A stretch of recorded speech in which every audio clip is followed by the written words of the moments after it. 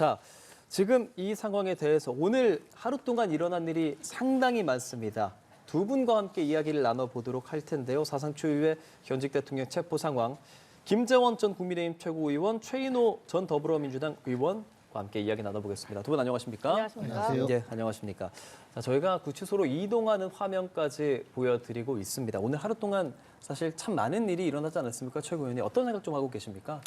사실 저는 윤석열 대통령 검찰총장 시절부터 이 보수 진영에서 영입해서 대통령 후보로 내세워야 될 거라고 생각을 하고 지지했었고, 그리고 그 당에 입당을 시키거나 또는 대통령 후보로서 우리 당의 이 대선 주자가 되는 과정, 그리고 대통령 선거 당선된 과정, 그 이후에도 당의 최고위원으로서 여러 가지 국정 수행 과정에서 좀 지지하는 입장에 있었는데요. 예.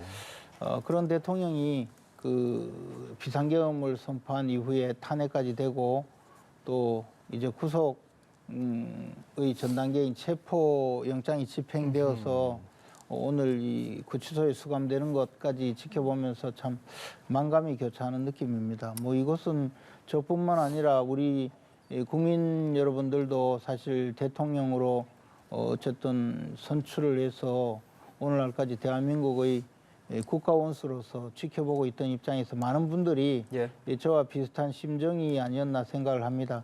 예. 집권 여당의 일원으로서 굉장히 죄송스러운 마음과 함께 예. 그래도 또 대통령으로서 이제 이 형사 그 문제로서 수사를 받고 있는데 공정하고 그리고 투명하고 그리고 적법 절차에 의해서 대통령이 충분히 소명을 할 수 있고 그리고 예. 그 점이 그 국민들한테도 충분히 납득될 수 있도록 수사 절차가 진행되기를 바라고 있습니다. 예, 오늘 윤석열 대통령 오전 11시부터 조사를 시작했다고 전해지고요. 9시 40분에 종료가 됐다고 전해지고요. 그에 대해서 국민의힘 전 최고위원인 김재원 최고위원께서 오늘 하루 동안에 좀 소회를 말씀을 해주셨고요.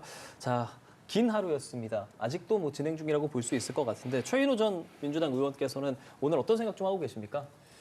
예, 이 내란 위기를 극복하고 예.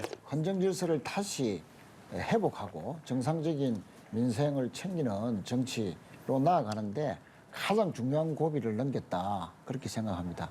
특히 대내외적으로 외신에서도 오늘 여러 가지로 많은 관심을 가지고 세계 주요 외신에서 탑뉴스로 다 보도를 했지 않습니까? 예, 예. 세계가 지켜보는 가운데 정상적인 법 집행, 법원에 의한 정상적인 영장에 의한 적법한 절차 이것이 충돌 없이 큰 사고 없이 그렇게 체포가 이루어졌다 하는 측면에서 의미가 깊다고 생각하고요.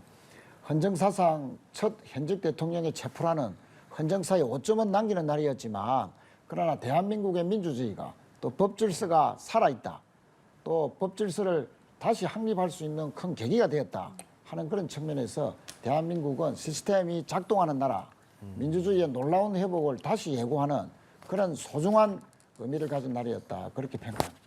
예, 뭐 오늘 정말 많은 일 있었다라고 계속 이야기를 하고 있는데 오늘 새벽에 공수처가 영장 집행에 나서고 오전에 관접해서 체포가 돼 공수처로 이동하고 또 공수처에서 구치소로 이동해서 지금 구치소 도착한 모습까지 굉장히 긴박하게 보내드리고 있었는데 자, 시간을 조금 오늘 새벽으로 당겨서 이야기를 해보겠습니다.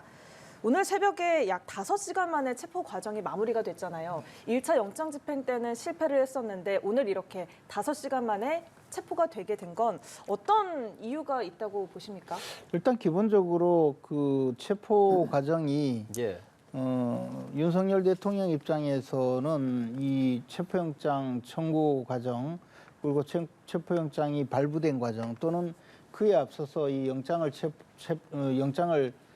청구했던 공수처의 수사권 여부에 대해서 사실 그 굉장한 그 부정적인 판단이 있었고 저 역시 이 공수처의 수사권은 없다라는 입장에서 이 그 체포영장 자체에 상당한 문제가 있다는 생각입니다. 그럼에도 불구하고 지금 그 체포영장이 이 현실적으로 발부되어서 집행하려는 그 공권력 경찰력이 있고 또 그 경호처의 이 방어가 있을 경우에는 이제 지난번과는 달리 이 물리적 충돌의 그 위험성이 상당히 고조된 상황이었거든요. 그랬었죠.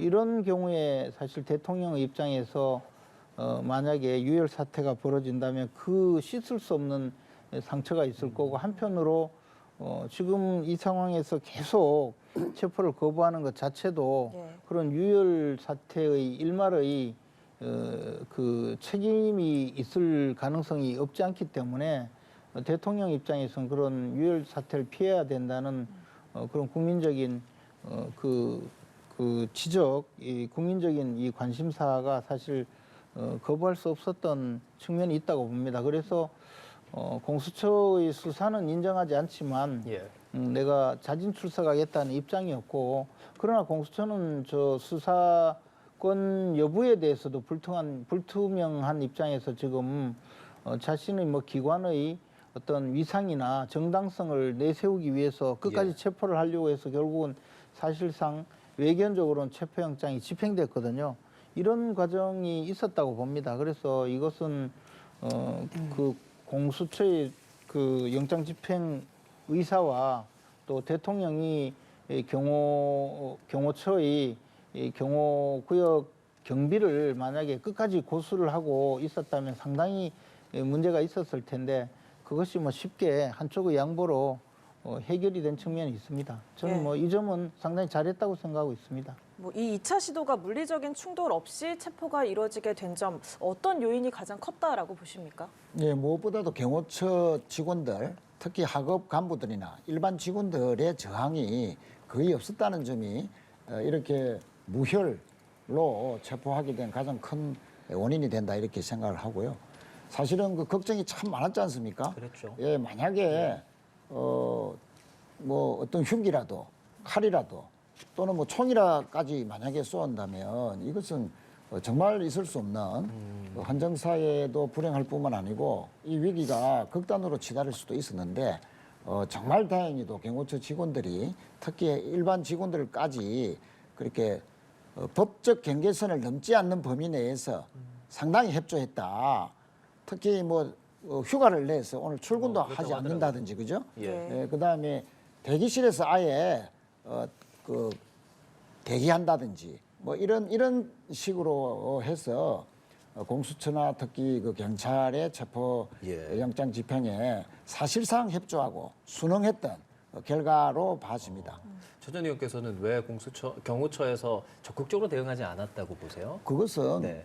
한마디로 이 법원에 의한 적법한 체포영장 집행 과정에서 아무리 경호처를 하더라도 법 위에 있는 것은 아니지 않습니까? 그것을 경호처 직원들이 명백히 알고 만약에 물리적으로 막았을 때 그 이후에 올 여러 가지 이 예. 신변상의 안전뿐만 아니고 연금이라든지 여러 가지 불이익이 따를 수밖에 없다는 그런 위기감도 작용을 했었고 실제 박종준 경호처장이 자신이 순순히 윤 대통령과의 뜻과는 달리 경찰에 자진 출석할 때부터 경호처 직원들은 이런 부분에서 적법한 법 집행에는 우리가 나설 수 없다라는 그런 항변들을 상당히 많이 했다라는 것이 여러 가지 경로를 통해서 알려졌지 않습니까? 예. 그런 분위기가 오늘 체포영장 과정에서 경호처 직원들의 적극적인 예. 법 집행에 대한 협조가 있었다. 한 가지 지적할 것은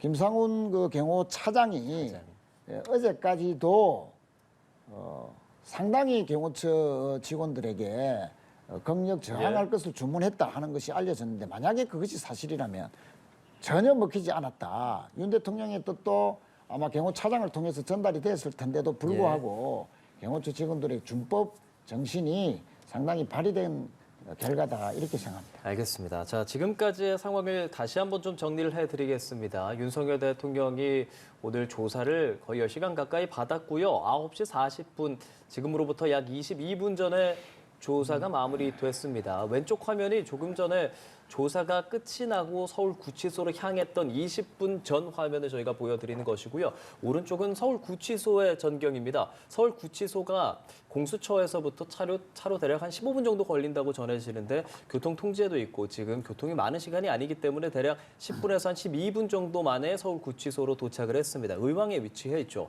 자, 이렇게 구치소로 도착을 한 윤석열 대통령 내일 다시 공수처에서 불러서 조사를 할 방침입니다. 자, 다시 조금 시간을 돌려서 공수처로 처음 갈 때 생각해 보면 딱 체포가 되고 나서 이제 윤석열 대통령의 동영상 이렇게 나오지 않았습니까? 윤석열 대통령이 영상 메시지를 통해서 입장을 밝혔어요. 그거 보시면서는 또 어떤 생각하셨는지 궁금합니다, 조 의원님. 제가 보기에는 이제 출석하겠다 예. 그런 입장을 정하고 곧바로 아마 그래도 출석하게 된 입장을 국민들에게 알리는 측면에서 뭐 서둘러서 동영상을 찍은 것 같습니다. 근데 그 내용에 보면 여유로운 표정으로 그러나 공수처의 수사 절차는 불법 절차라고 하면서도 계속적으로 이렇게 체포되지 않겠다고 하고 그 방비를 할 경우에는 유혈 사태가 발생할 수 있다. 예. 그래서 그런 유혈 사태를 막기 위해서 출석하겠다라고 그렇죠. 그렇게 이제 밝히고 있는데요. 그 점을 사실은 공수처도 좀 제대로 인식을 해야 될 거라고 생각합니다. 왜냐하면 지금까지 공수처가 보여주고 있는 여러 가지 태도는 대통령을 체포하는 것이 거의 유일한 목적인 것처럼 보여졌거든요. 지금 현재 대통령이 출석해서 처음부터 끝까지 이 묵비권을 행사했다고 하지 않습니까? 즉 조사가 별 의미가 없게 지금 진행이 되고 있어요. 그러면 뭐 내일 조사를 한다면 더 조사 절차를 거치고는 곧바로 이제 구속영장을 청구하든지 해서 이 사건을 정상적인 수사권이 있는 수사기관인 경찰로 보내거나 아니면 만약에 구속영장을 청구한다면 어쨌든 검찰로 예. 송치를 해서 검찰에서 보완조사를 해서 기소하든지 여부를 결정하도록 그렇게 하는 것이 맞다고 봅니다. 왜냐하면 체포는 수사하기 위한 것이지 체포 자체가 목적이 돼서는 안 되거든요. 그래서 그런 면에서는 저는 조금 인식을 달리했습니다. 그렇군요. 자, 그 영상 메시지 보시면서 어떠셨습니까? 글쎄요, 저는 뭐 전혀 진정성이 느껴지지 않았습니다. 두 분의 해석이 또 다르군요. 네, 1차 체포영장 집행 때 경호처 직원들이 상당히 완강히 저항을 했었고 또 대통령이 그 전후해서 그 간저 주변에 있는 시위자들에게 또 강성 지지층에게 보냈던 그 메시지, 선동, 나를 지키자, 끝까지 싸우겠다. 이런 아주 그 자극적인 강경 어린 그런 메시지 속에서 소위 무력으로라도 막아라 라고 해서 1차 체포영장 집행이 실패를 했는데 오늘도 사실은 본인은 마지막에 자진출두라는 형식을 빌기 위해서 영상 속에서 유혈 충돌을 막기 위해서 자기는 뭐 응한다라는 식으로 이야기를 출석이라고 표현을 예, 했죠. 출석이라고 했지만 사실은 경호처가 전혀 본인의 뜻과는 달리 길을 터주고 사실상 공수처의 체포영장 집행에 협조하는 그 모습에서 어떠한 뭐 다르게 뭐 힘을 쓸 수 있는 여지가 없는 도리가 없는 상황에서 나온 아주 구차한 변명에 다르지 않다. 오히려 동정심을 사기 위해서 본인은 유혈 충돌을 막기 위해서 자진 출석한다. 뭐 이런 형식적인 말로 변명을 하지 않았나 이렇게 생각하고요. 예. 솔직히 말씀드리면 이럴 줄 알았으면 진작에 자진 출석할 것을 라고 크게 후회하면서 그런 영상을 찍었지 않았나. 저는 그렇게 생각합니다. 오늘 이렇게 체포영장 집행 이후에 영상 외에도 자필로 작성한 국민께 드리는 글이 SNS에 공개가 됐잖아요. 이 글을 보면 부정선거론을 계속해서 주장하고 있는데 이 글 어떻게 보셨는지요? 저도 그 부분을 좀 굉장히 예의주시하면서 지켜봤거든요. 읽어보면서 그동안에 부정선거에 관련된 대통령의 언급이 조금 있긴 있었는데 구체적이고 상세하게 그런 작성을 한 내용은 사실 처음 봤습니다. 그런데 저 개인적으로는 부정선거 주장에 대해서 그렇게 적극적으로 동조해 본 적이 없거든요. 예. 그리고 뭐 의구심을 제가 갖고는 있지만 그렇다고 해서 적극적으로 동조한 적이 없는데 그래서 대통령은 가장 그 대한민국에서 제일 정보를 많이 입수할 수 있는 사람이고 또 그 과정에서 나름대로 그 부정선거 여부에 대해서 상황을 확인하기 위한 조치를 취했다고 하는데 그럼에도 불구하고 이렇게 의구심을 대통령이 갖고 있고 그에 대한 구체적인 사례를 설명하고 있다면 이것은 이제 단순히 뭐 무슨 믿을 수 없는 이야기다, 헛소문이다 이렇게 치부하고 또 선관위에서 이 여러 가지 해명을 내놓고 있지만 예. 이미 그 해명에 대해서 대통령은 다시 의구심을 제기하고 있거든요. 그렇다면 예. 탄핵 심판 과정이나 또 내란죄 수사 과정에서 이 부분에 대해서 분명한 사실 확인 조치는 필요하지 않을까라고 생각을 합니다. 이것을 그냥 지금 공수처가 수사를 해올 당시부터 시작해서 공수처의 수사권 여부에 대해서 아직도 많은 그 법학자나 법 현장의 실무자들도 문제 제기를 하고 있는 입장이고 또 이번에 체포영장의 그 청구와 체포영장 발부 과정에 대해서도 많은 의구심을 제기하고 있는데 지금 부정선거 부분에 대해서도 사실 계속 논란을 벌이고 있는 측들이 있거든요. 그럼 수사라는 것은 어느 정도 의구심이 없도록 사실을 분명하게 밝혀야 되는데 이 문제에 대해서 또 그냥 선관위가 저렇게 해명하고 있으니까 다 끝난 거다 이렇게 넘어간다면 그러면 이에 대한 또 뭐 논란과 의구심은 계속적으로 제기할 것이기 때문에 저는 이 문제에 대해서 기왕에 수사의 주체인 공수처든 검찰이든 또는 경찰이든 어느 쪽에서든 국민들에게 명명백백하게 더 이상 아예 이론의 여지가 없이 조사를 하는 것이 맞다고 봅니다. 예. 최인호 전 의원께서는 이 윤석열 대통령이 SNS에 올린 글 어떻게 보셨어요? 글쎄요, 오늘 체포 당하는 그 시점까지도 계엄을 내렸던 것이 야당 또 반국가 세력 탓 또 부정선거 때문이다라고 강변하는 것에 참 놀랍다 하는 생각밖에 없었고요. 아직도 부정선거라는 그런 망상에 젖어서 선관위를 탈취하고 선관위 직원들을 체포해서 타의로 묶고 또 복면을 씌워서 모처로 벙커로 또 감금하려 했고 또 그 안에는 그 여러 가지 고문을 할 수도 있는 그런 그 야구 방망이라든지 흉기들을 미리 준비했다는 이런 사실들이 다 밝혀지고 있는 상황인데 솔직히 말씀드려서 저도 이번 총선에서 694표 차이로 졌습니다만 0.6% 차이로 졌는데요. 저는 재검표 요구하지도 않았습니다. 왜냐하면 대한민국의 253개 지역구 선거에서 다 선거하는 과정에도 참관인이 있을 뿐만 아니고 개표하는 과정에서도 공무원과 교사 또 각 후보자의 참관인들이 다 참관해서 거의 10만 명이 넘는 전국의 많은 인원들이 밤새워서 개표하고 또 검표하고 그렇게 합니다. 또 이의가 있으면 또 재검표 요청하면 법원에서 받아들이면 또 재검표도 하고요. 그렇게 해서 일일이 254개가 다 일일이 보는 가운데서 동의하고 이루어지는 선거를 무슨 부정선거라고 아직까지도 저런 망상에 젖어서 계엄을 내렸고 또 군대를 동원해서 선관위를 탈취하고 이런 것을 아직도 정당하다라고 정당한 대통령이 권리 행사라고 하고 또 국회를 마비시키기 위해서 본인이 아직 150명이 안 됐으니까 끌어내고 체포하라 하고 또 총을 써서라도 도끼를 써서라도 본회의장을 부숴서라도 국회의원을 빨리 끌어내라고 지시했다. 이런 것이 모두 다 밝혀지고 있는데 헌법기관을 그렇게 마비시키려 했던 모든 행위를 정당한 권한 행사다.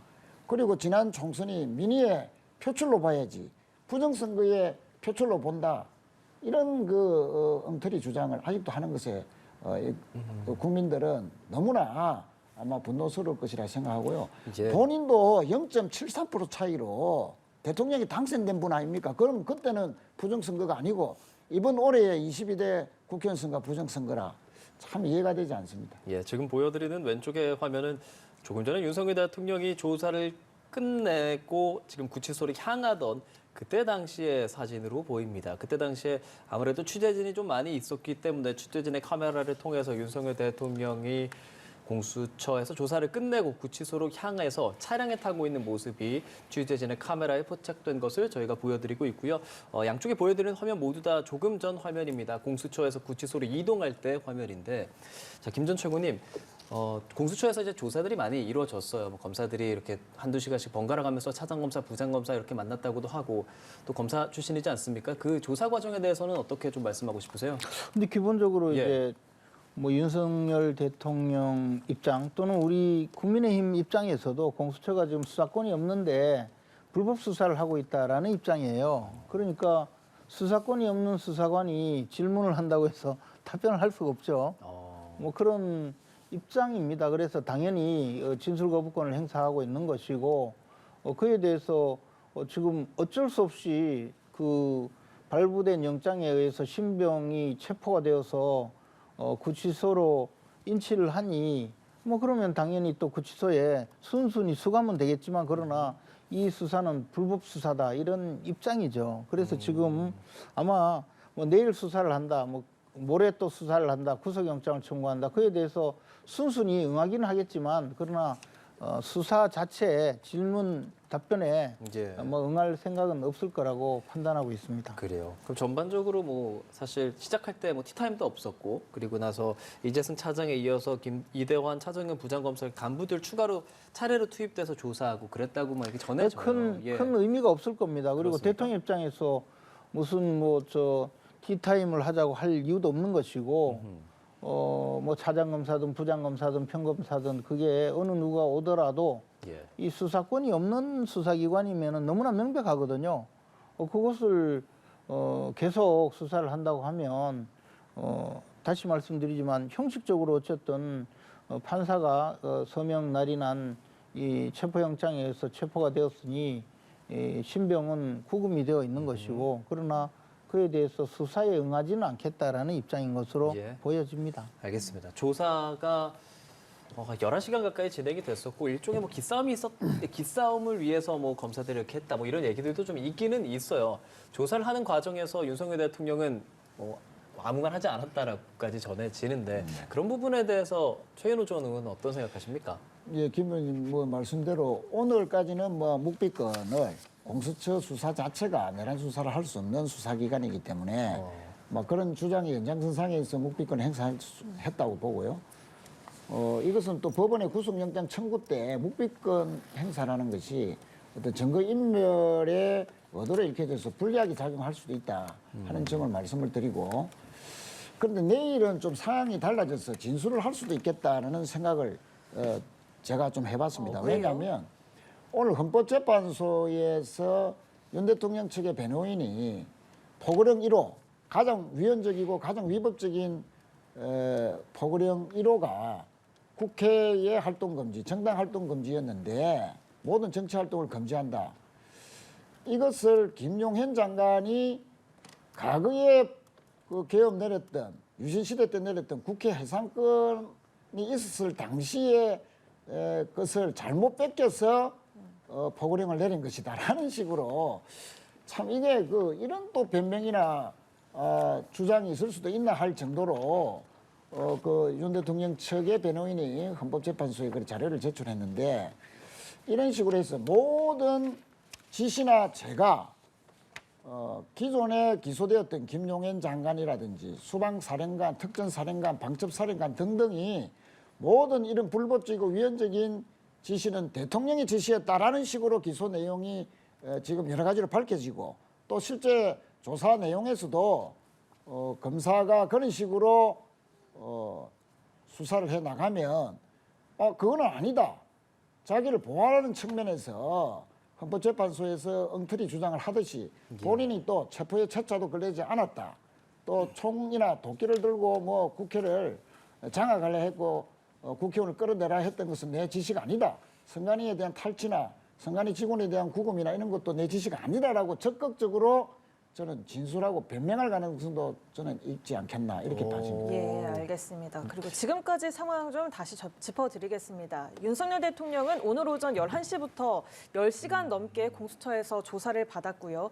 계속해서 영상 촬영을 거부하고 묵비권을 행사해 왔습니다. 공수처는 윤 대통령의 조사가 오늘 오후 조금 전이죠. 9시 40분에 종료가 됐고 심야 조사를 하지 않고 조사를 마무리한 상태입니다. 그리고 윤 대통령의 차량은 서울구치소에 도착한 상황이라는 점 여러분들께 알려드리겠습니다. 자, 그리고 공수처는 이제 체포영장 유효기간이 48시간 만료되기 전에 구속영장에 청구할 걸로 예상이 되고 있는데 따라서 공수처는 모레 오전 10시 반까지 구속영장을 청구해야 하는 상황이잖아요.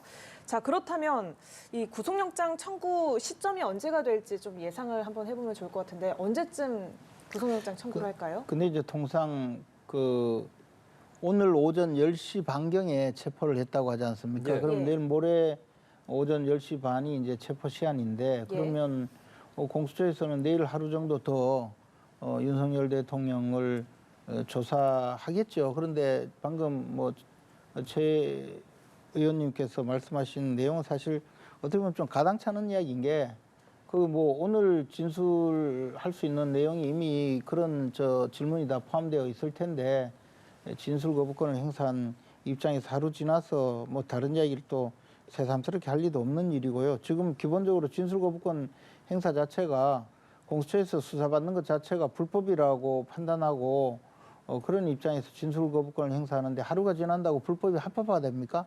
그렇기 때문에 그것은 가능성이 없는 이야기고요. 이제 공수처는 아마 또 이 공수처법에 의한 공수처 사건의 이 사건 관할이 서울중앙지방법원임에도 불구하고 사실 피의자의 주거지라는 이유로 즉 윤석열 대통령 주거지이기 때문에 서울 서부지방법원을 관할로 삼았다는 건데 그 형사소송법상의 사건 관할을 피의자의 주거지도 포함시켜 놓은 거는요. 재판받기 편하도록 피의자가 피고인이 되었을 때 재판받기 편하도록 집근처 법원에서 재판받으라고 관할을 별도로 그렇게 지정해 놓은 거거든요. 예를 들어 부산에 있는 피고인이 서울중앙지방법원까지 와서 재판받기 힘드니까 만약에 부산에 피고인 주거지가 있다면 부산에도 관할을 할 수 있도록 만들어 놓은 건데 이번에 서울 서부지방법원에 찾아가서 체포영장을 청구한 것은 절대로 윤석열 대통령의 편의를 위한 것이 아니고 뭔가 공수처에서 서울 서부지방법원에 가서 영장을 청구하면 영장을 받기가 쉽겠다라는 판단이 아니었나라고 온 국민이 지금 의혹을 제기하고 있지 않습니까? 그럼에도 불구하고 또다시 구속영장까지 서울 서부지방법원으로 가서 영장을 청구한다면 이번 주에 영장 전담 판사는 바로 첫날 최초 체포영장을 불법적으로 발부했던 그 이모 판사가 또다시 영장을 담당하게 되거든요. 그러면 그만큼 서울중앙지방법원에 영장을 청구하라고 요구하고 재판 관할도 서울중앙지방법원이라고 함에도 불구하고 서울 서부지방법원까지 간다면 이제는 피의자가 피고인으로 되었을 때도 편의성도 없는 그런 법원을 찾아가는 것이거든요. 그런 식으로 또 영장을 청구한다면 그 자체도 불법적인 영장 청구가 되겠죠. 그렇다면 아마 그 영장 실질 심사도 거부할 가능성이 많다라고 저는 판단을 합니다. 알겠습니다. 조금 전에 공수처의 구속영장 신청 기한에 대해서 이야기를 좀 하고 있었는데 모레 오전 10시 반까지 신청을 해야 하잖아요. 네. 공수처가 언제 구속영장을 청구할 거다라고 그 시점을 언제라고 보십니까? 대체로 예상하기는 48시간 모레 오전 10시 반까지는 영장 청구를 하지 않겠나 이렇게 보고 있는데 저는 내일까지도 묵비권이 계속 행사된다면 예. 구속영장 신청이 내일 중으로도 할 수 있겠다. 왜냐하면 더 이상 묵비권이 계속된다고 판단이 되면 지금까지 주요 임무 종사자, 내란의 주요 임무 종사자들, 김용현, 수방사령관, 특전사령관, 방첩사령관 등등 또 경찰청장이나 차장 이런 주요 임무 종사자들의 수사 또 기소한 내용에서 나오는 여러 가지 이 대통령의 내란죄라든지 직권남용죄라든지 너무나 명백하기 때문에 또 국회 CCTV라든지 선관위의 CCTV라든지 모든 것이 명확하게 다 드러나 있는 상황에서 묵비권을 계속 행사하는데 뭐 확인을 굳이 안 해도 충분히 구속영장 청구는 인용될 가능성이 매우 높다라고 판단하고 오히려 내일 뭐 오후 중후나 저녁쯤에 전격적으로 신청할 가능성도 나는 있다. 워낙 제가 명백하기 때문에 뭐 그렇게라도 예측할 수 있다고 보고요.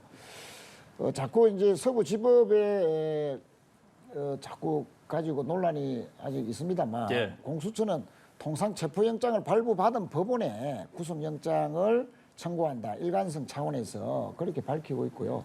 다만 기소할 때는 서울중앙지법에 하면 전혀 법 위반이 아니다라는 사실을 오늘도 밝혔다는 말씀을 드리고 이 체포영장도 행사소송법에 의해서 주거지 관할로 할 수 있다는 법적 근거로 해서 이전에 분명히 한 것이다. 예. 그래서 지금까지 차원은 전혀 적법한 것이고 법적 논란은 이제 이것으로 끝내는 게 좋겠다. 그렇게 생각합니다. 예, 다만 국민의힘은 이런 불법 영장 집행이라고 이야기를 합니다. 지금 이런 상황들에 대해서 아무래도 뭐 지금 저희도 두 분과 대담을 나누면서 두 분의 의견도 다르다는 것들도 느껴지고 여야의 입장도 상당히 다르기 때문에 저희가 이런 질문들을 계속 드리게 되는데 국민의힘에서 계속 주장하는 이 불법이라고 말하는 이런 부분에 대해서는 어떻게 좀 말씀하고 싶으세요?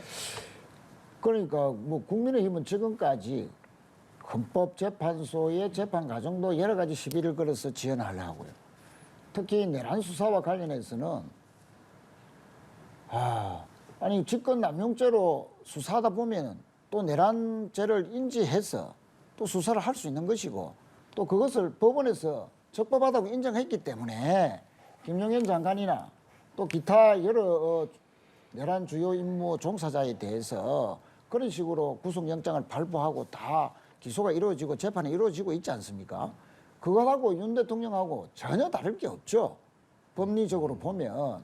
그래서 공수처가 수사 주체가 될 수 있느냐 없느냐 이것은 영장에 의한 체포영장, 그 법원에 의한 체포영장 발부 그 자체를 자꾸 부정하고 시비한다는 것 자체가 법 질서를 인정하지 않는 것이다. 과연 국민의힘이 어디까지 윤 대통령을 옹호할 것인지 참으로 어떻게 보면 좀 딱하다 이런 생각이 들고요. 지금이라도 체포가 이제 이루어진 만큼 국민의힘은 국민의 힘을 위해서라도 또 우리나라 법 질서를 위해서라도 또 이제 정치가 이제는 더 이상 대행적으로 가지 않기 위해서라도 윤 대통령과 결별하는 것이 정말 그 정치적으로 국민에 대한 도리가 아닌가. 앞으로도 계속 애매한 스탠스로서 결국은 계엄 옹호, 탄핵 반대 이런 식으로 계속 그 사법부의 발목 잡기 식으로 시비만 걸다가는 오히려 국민들로부터 더욱더 고립만 될 것이다. 저는 그렇게 생각합니다. 아니 예. 근데 저렇게 말씀하시니까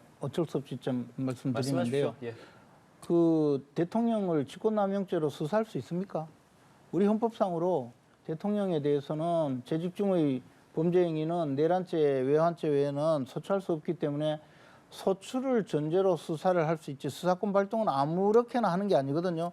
국민이 궁금하게 생각한다고 수사할 수 있습니까? 그것이 재판에 넘어갈 범죄가 있을 때 수사를 하는 거죠. 그러면 대통령을 직권남용죄로 수사를 한다는 것 자체가 불법이란 말이에요.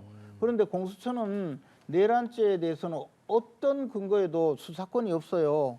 그러면 내란죄 수사권이 없는 공수처가 대통령의 직권남용죄를 수사하고 직권남용죄 수사하다 보면 관련 사건이 내란죄를 수사하겠다는 게 이게 정상적인 그 법 집행이 아니죠. 그래서 검찰에서도 처음에 수사를 하려다가 공수처로 이관했던 것이고 공수처는 자신들의 권한 수사권도 없는데 이관 요구를 하니까 검찰에서는 그냥 이관해 버린 이거든요. 그래서 수사를 받을 입장에서 이 정당한 수사기관인 경찰에 수사를 하면 수사를 받겠다는데도 굳이 기관의 뭐 이기주의인지 또 기관 위상을 위한 것인지는 몰라도 자신들이 수사를 하겠다고 하고 그러면 이 수사를 안 그래도 수사권이 있는지 없는지에 대해서 문제 제기가 있으면 공정하게 수사를 해야 합니다. 그러면 공수처법에 명백히 공수처 사건 관할은 서울중앙지방법원이라고 규정이 되어 있어요.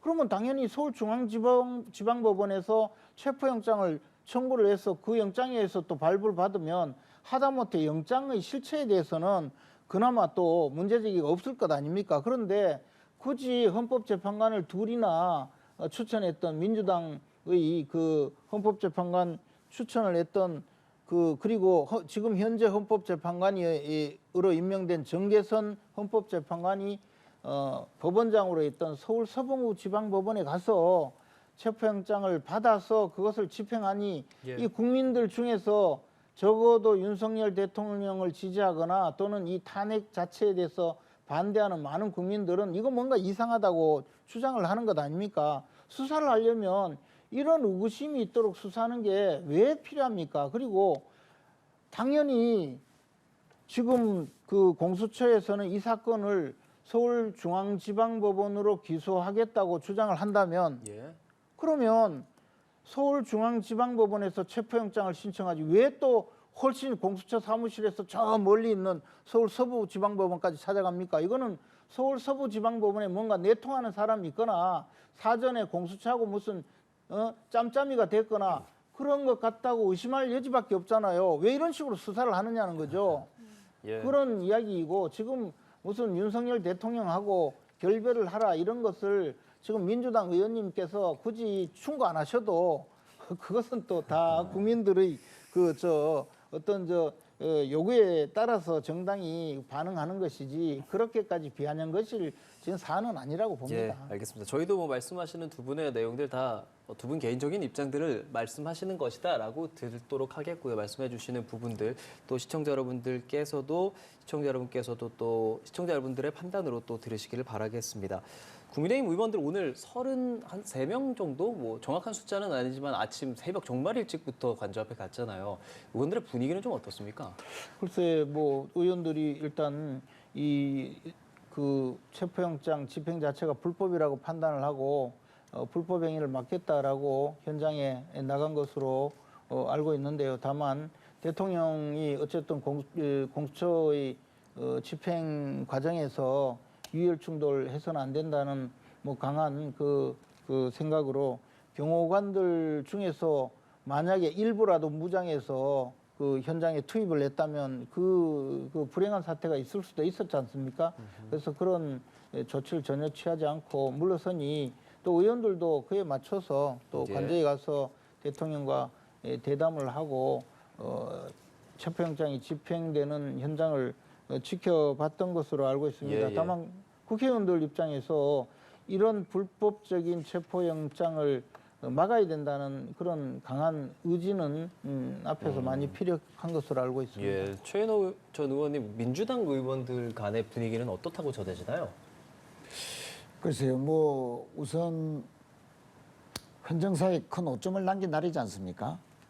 대통령이 체포되기를 바랬고 또 그것이 정상적인 법적 질서를 확립하고 헌정 질서를 다시 회복하는 새로운 출발이 될 수 있다는 측면에서는 분명히 뭐 의미 있는 날이지만 또 처음으로 현직 대통령이 체포되는 것은 헌정사에서 사실은 좋지 않은 일이죠. 그런 속에서 상당히 엄중한 분위기에서 오늘 여러 가지 당의 회의라든지 또 의원들의 여러 가지 분위기가 있었다 이런 그 분위기를 들었고요.